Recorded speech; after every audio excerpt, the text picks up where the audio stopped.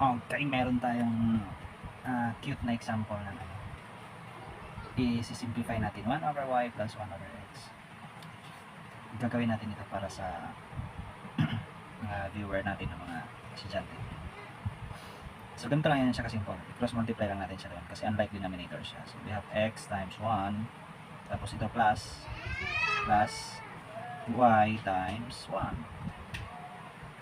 Yung dot yan ha, ibig sabihin yung multiply, ito siya. Tapos yung denominator niya is, i-multiply din natin yan. Y times x. So sa pag-simplify, na x times 1 is x, plus y times 1 is y, all over y times x. So that is y, x. Ang multiplication kasi is commutative, kaya pwede natin yan siya gawin as, para maganda siya pakinggan, x plus y over xy. Kasi ang sinabi ko na ang multiplication is commutative. So ibig sabihin yung yx pwede natin siya gawin as xy. Tama?